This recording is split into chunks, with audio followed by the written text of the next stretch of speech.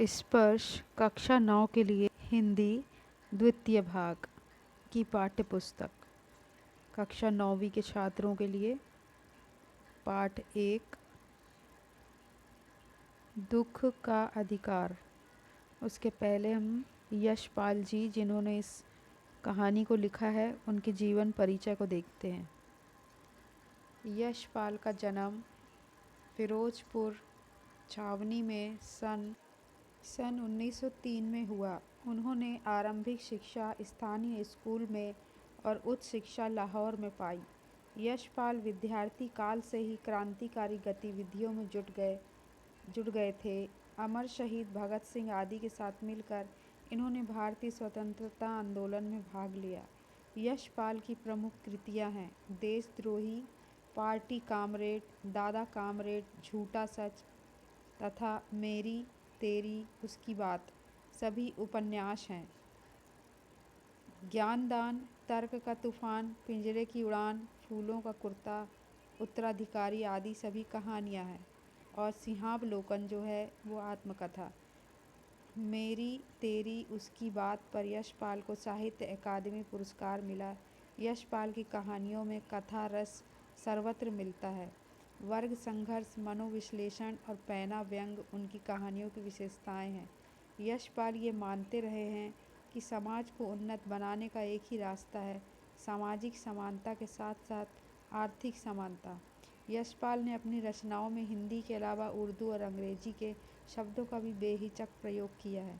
प्रस्तुत कहानी देश में फैले अविश्वासों और ऊंच नीच के भेदभाव को बेनकाब करते हुए यह बताती है कि दुख की अनुभूति सभी को समान रूप से होती है। कहानी धनी लोगों की अमानवीयता और गरीबों की मजबूरी को भी गहराई से उजागर करती है। यह सही है कि दुख सभी को तोड़ता है। दुख में मातम मनाना हर कोई चाहता है। दुख के क्षण से सामना होने पर सब अवश्य हो जाते हैं, पर इस देश में ऐसे भी अभागे लोग हैं जिन्हें ना तो दुख मनाने का अधिकार है और ना अवकाश। दुख का अधिकार। पाठ 1। मनुष्यों की पोशाकें उन्हें विभिन्न श्रेणियों में बांट देती हैं। प्रायः पोशाक ही समाज में मनुष्य का अधिकार और उसका दर्जा निश्चित करती है। वह हमारे लिए अनेक बंद दरवाजे खोल देती है, परंतु कभी ऐसी भी परिस्थिति आ जाती है कि हम जरा नीचे झुककर समाज की निचली श्रेणियों की अनुभूति को समझना चाहते हैं। उस समय यह पोशाक ही बंधन और अड़चन बन जाती है। जैसे वायु की लहरें कटी हुई पतंग को सहसा भूमि पर नहीं गिर जाने देती, उसी तरह खास परिस्थितियों में हमारी पोशाक हमें झुक सकने से रोके रहती है।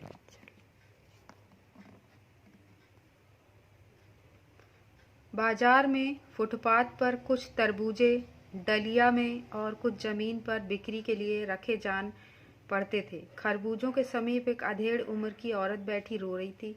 खरबूजे बिक्री के लिए थे, परंतु उन्हें खरीदने के लिए कोई कैसे आगे बढ़ता।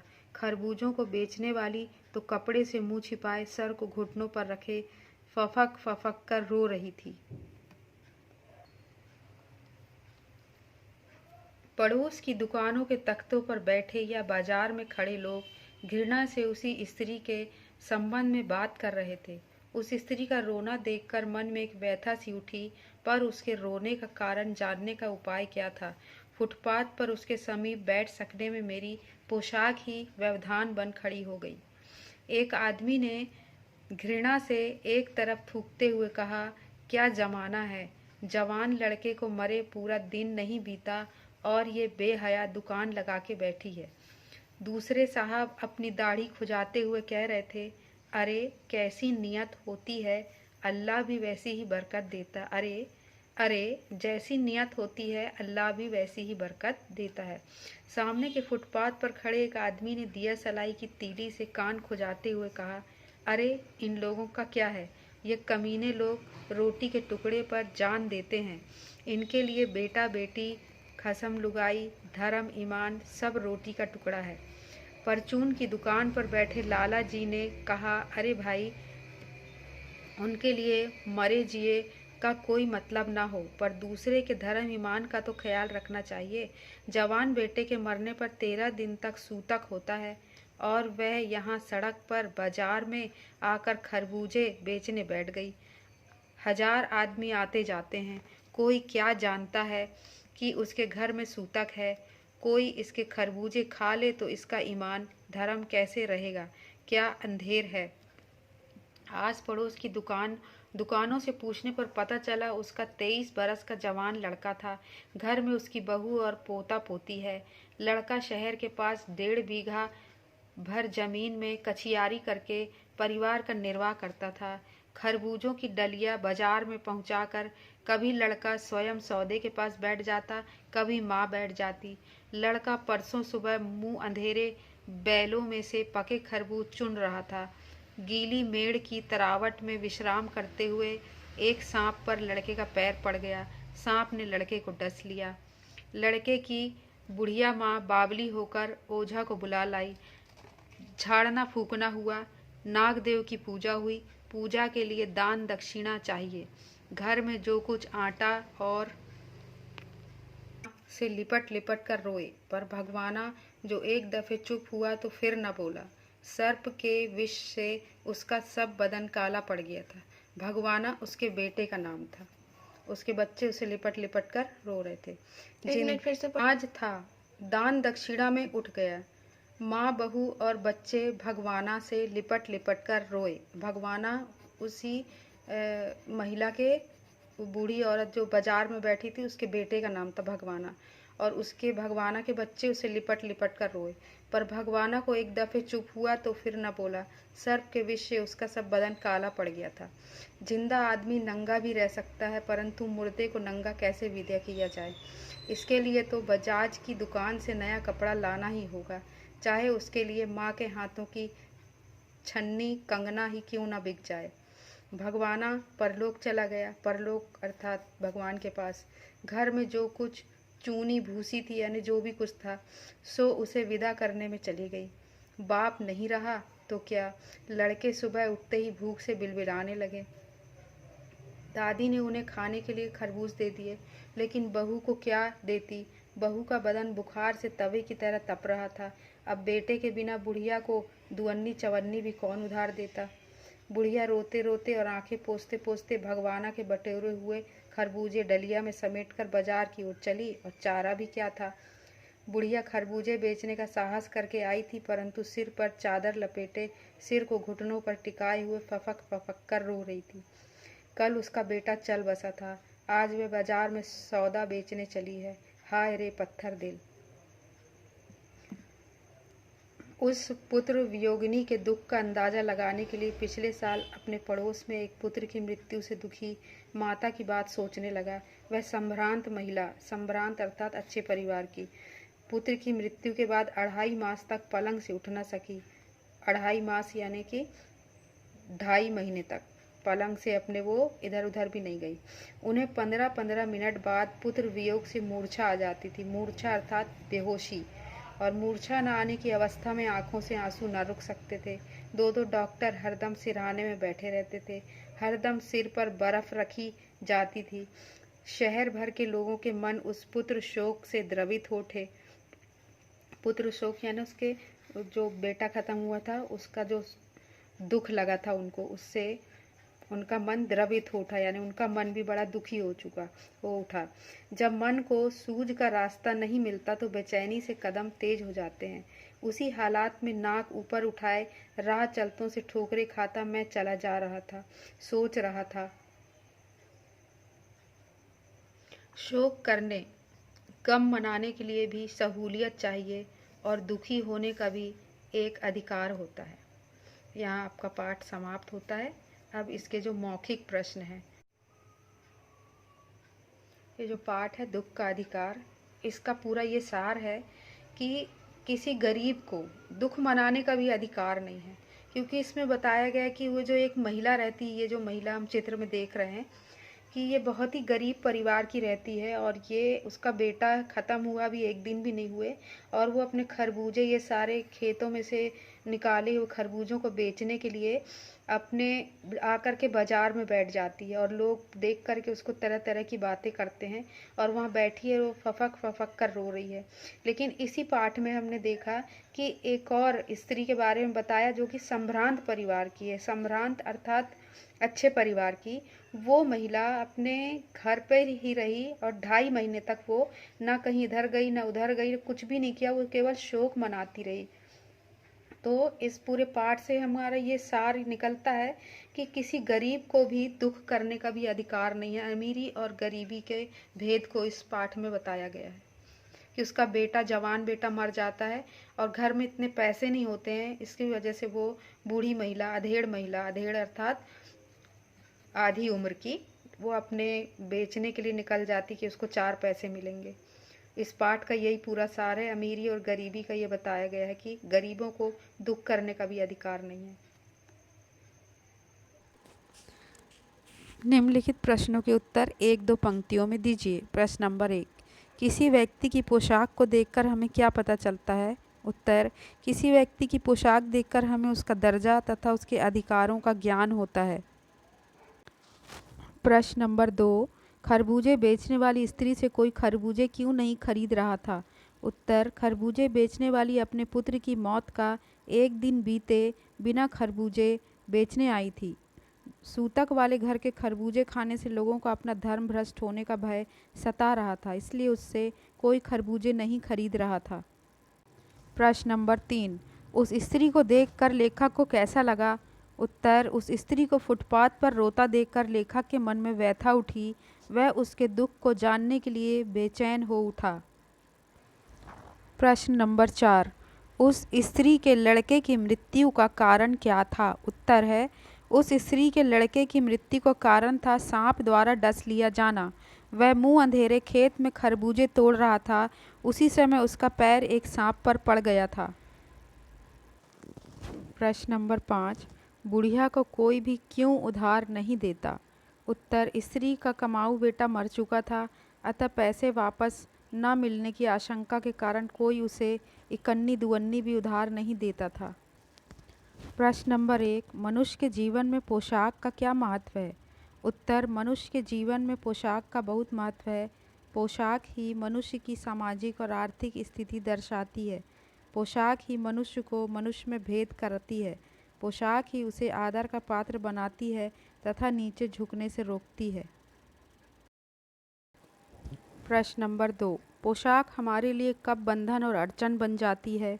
उत्तर, जब हम अपने से कम हैसियत रखने वाले मनुष्य के साथ बात करते हैं तो हमारी पोशाक हमें ऐसा नहीं करने देती। हम स्वयं को बड़ा मान बैठते हैं और सामने वाले को छोटा मानकर उसके साथ बैठने तथा बात करने में संकोच अनुभव करते हैं। प्रश्न नंबर 3, लेखक उस स्त्री के रोने का कारण क्यों नहीं जान पाया? उत्तर, लेखक उस स्त्री के रोने का कारण इसलिए नहीं जान पाया क्योंकि रोती हुई स्त्री को देखकर लेखक के मन में एक व्यथा उठी, पर अपनी अच्छी और उच्च कोटि की पोशाक के कारण फुटपाथ पर नहीं बैठ सकता था। प्रश्न नंबर 4, भगवाना अपने परिवार का निर्वाह कैसे करता था? उत्तर, भगवाना शहर के पास 1.5 बीघा जमीन पर हरी तरकारियां तथा खरबूजे उगाया करता था। वह रोज ही उन्हें सब्जी मंडी या फुटपाथ पर बैठकर बेचा करता था। इस प्रकार वह कछियारी करके अपने परिवार का निर्वाह करता था। प्रश्न नंबर 5, लड़के की मृत्यु के दूसरे ही दिन बुढ़िया खरबूजे बेचने क्यों चल पड़ी? उत्तर, लड़के की मृत्यु के दिन ही खरबूजे बेचने जाने की व्यवस्था थी। सांप के डसे लड़के की झाड़ फूंक कराने, नाग देवता की पूजा और मृत्यु के बाद अंत्येष्टि करने में हुए खर्च के कारण उसके घर में अनाज का दाना भी ना बचा था। यहाँ पर झाड़ फेंक लिखा है, वहाँ फूंक है। प्रश्न नंबर 6, बुढ़िया के दुख को देखकर लड़के को अपने पड़ोस की संभ्रांत महिला की याद क्यों आई? उत्तर, लेखक ने बुढ़िया के पुत्र शोक को देखा। उसने अनुभव किया कि इस बेचारी के पास रोने धोने का भी समय और अधिकार नहीं है। तभी उसकी तुलना में उसे अपने पड़ोस की संभ्रांत महिला की याद आ गई। वह महिला पुत्र शोक में 2.5 महीने तक पलंग पर पड़ी रही थी। प्रश्न नंबर 1। बाजार के लोग खरबूजे बेचने वाली स्त्री के बारे में क्या क्या कह रहे थे? अपने शब्दों में लिखिए। उत्तर है, बाजार के लोग खरबूजे बेचने वाली महिला के बारे में तरह तरह की बातें करते हुए ताने दे रहे थे और धिक्कार रहे थे। उनमें से कोई कह रहा था कि बुढ़िया कितनी बेहया है जो अपने बेटे के मरने के दिन ही खरबूजे बेचने चली आई। दूसरे सज्जन कह रहे थे कि जैसी नियत होती है अल्लाह वैसी ही बरकत देता है। सामने फुटपाथ पर दिया सलाई से कान खुजलाते हुए एक आदमी कह रहा था, अरे इन लोगों का क्या है, ये कमीने लोग रोटी के टुकड़े पर जान देते हैं। इनके लिए बेटा बेटी, कसम लुगाई, ईमान धर्म सब रोटी का टुकड़ा है। प्रश्न नंबर 2। पास पड़ोस की दुकानों से पूछने पर लेखक को क्या पता चला? उत्तर, पास पड़ोस की दुकानों से पूछने पर लेखक को पता चला कि बुढ़िया का एक जवान पुत्र था, भगवाना। वह 23 साल का था। वह शहर के पास 1.5 बीघे जमीन पर सब्जियां उगाकर बेचा करता था। एक दिन पहले सुबह सवेरे वह पके हुए खरबूजे तोड़ रहा था कि उसका पैर एक सांप पर पड़ गया। सांप ने उसे डस लिया, जिससे उसकी मौत हो गई। उसके मरने के बाद घर का गुजारा करने वाला कोई नहीं था, अतः मजबूरी में उसे अगले ही दिन खरबूजे बेचने के लिए बाजार में बैठना पड़ा। प्रश्न नंबर 3। लड़के को बचाने के लिए बुढ़िया माँ ने क्या क्या उपाय किए? उत्तर, लड़के को बचाने के लिए बुढ़िया ने वह सब उपाय किए जो उसकी सामर्थ्य में थे। लड़का का विष उतारने के लिए झाड़ फूंक करने वाले ओझा को बुला लाई। ओझा ने झाड़ फूंक की, नाग देवता की पूजा की गई और घर का आटा और अनाज दान दक्षिणा के रूप में दिया गया। उसने अपने बेटे के पैर पकड़कर विलाप किया, पर विष के प्रभाव से शरीर काला पड़ गया और वह मृत्यु को प्राप्त कर गया। प्रश्न नंबर 4। लेखक ने बुढ़िया के दुख का अंदाज़ा कैसे लगाया? लेखक ने बुढ़िया के दुख का अंदाज़ा लगाने के लिए अपने पड़ोस में रहने वाले एक संभ्रांत महिला को याद किया। उस महिला का पुत्र पिछले वर्ष चल बसा था। तब वह महिला 2.5 माह तक पलंग पर पड़ी रही। उसे अपने पुत्र की याद में मूर्छा आ जाती थी। वह हर 15 मिनट बाद मूर्छित हो जाती थी। 2 डॉक्टर हमेशा उसके सिरहाने बैठा कर रहा करते थे और उसके माथे पर हमेशा बर्फ की पट्टी रखी रहती थी। वह शोक मनाने के सिवाय और उसके पास कोई भी हवास नहीं था, ना ही कोई जिम्मेदारी थी। उस महिला के दुख की तुलना करते हुए उसे अंदाजा हुआ कि गरीब बुढ़िया का दुख भी कितना बड़ा होगा। प्रश्न नंबर 5। इस पाठ का शीर्षक दुख का अधिकार कहाँ तक सार्थक है? उत्तर, दुख का अधिकार कहानी को पढ़कर ऐसा लगता है कि सम्भ्रांत व्यक्तियों का दुख ज़्यादा भारी होता है। उन्हें दुख व्यक्त करने का अधिकार है। उनके दुख को देखकर आसपास के लोग भी दुखी नहीं होते, बल्कि उनके प्रति सहानुभूति भी दर्शाते हैं। ठीक उसी प्रकार के दुख में जब कोई गरीब होता है तो उसका उपहास ही उड़ाते हैं, बल्कि उससे घृणा भी प्रकट करते हैं। ये तरह तरह की बातें बनाकर उस पर कटाक्ष करते हैं, मानो गरीब को दुख मनाने का कोई अधिकार नहीं। इस पाठ की पूरी कहानी इस दुख के आसपास घूमती है, अतः यह शीर्षक पूर्णतया सार्थक। प्रश्न नंबर 1। निम्नलिखित का आशय स्पष्ट कीजिए।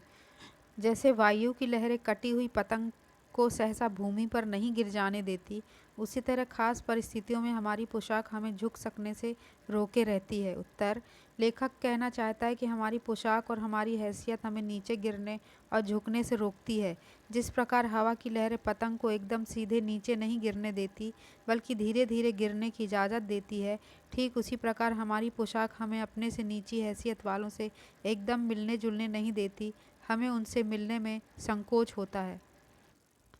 प्रश्न नंबर 2। इनके लिए बेटा बेटी, खसम लुगाई, धर्म ईमान सब रोटी का टुकड़ा है।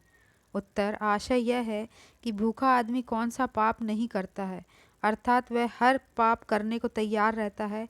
जिस विवश और लाचार व्यक्ति के घर में खाने के लिए एक दाना भी ना हो, वह अपने सारे कर्म रोटी के इंतजाम के लिए करेगा। रोटी पा लेना ही उसकी प्राथमिकता होगी। इस प्राथमिकता के लिए वह हर तरह के कर्म करने को तैयार रहता है। प्रश्न नंबर 3। शोक करने, गम मनाने के लिए भी सहूलियत चाहिए और दुखी होने का भी एक अधिकार है। लेखक संभ्रांत महिला और गरीब बुढ़िया दोनों के दुख मनाने के ढंग को देखकर सोचता है कि दुख प्रकट करने के लिए और मृत्यु का शोक प्रकट करने के लिए भी मनुष्य को सुविधा होनी चाहिए। उसके पास इतना धन, साधन और समय होना चाहिए कि दुख के दिनों में उसका काम चल जाए, डॉक्टर उसकी सेवा कर सके, उस पर घर के बच्चों के भरण पोषण की जिम्मेदारी न हो। आशय यह है कि गरीब लोग मजबूरी के कारण ठीक से शोक भी नहीं मना पाते, उनकी मजबूरियां उन्हें परिश्रम करने के लिए बाध्य कर देती हैं। प्रश्न है, निम्नलिखित शब्दों का पर्याय लिखिए। ईमान, बदन, अंदाजा, बेचैनी, गम, दर्जा, जमीन, जमाना, बरकत। इनके पर्याय इस प्रकार हैं। ईमान का ईश्वर पर विश्वास, सच्चाई, धर्म। दूसरा है बदन, उसका पर्याय है शरीर, तन, काया। अंदाजा का है अनुमान। बेचैनी का है अधीरता, परेशानी। गम का है दुख, शोक। दर्जा का है श्रेणी, स्तर। जमीन का है धरती, वसुधा। जमाना का है समय, युग। बरकत का है समृद्धि, वृद्धि। इसी प्रकार से हिंदी के अन्य अध्यायों के हल आपको मिलते रहेंगे। इसके लिए हमारे चैनल को आप सब्सक्राइब करें, शेयर करें और लाइक करें। मैं हिंदी विषय की ही टीचर हूँ। कुछ भी समझ में ना आने पर प्लीज़ कमेंट करके मुझसे आप पूछ सकते हैं।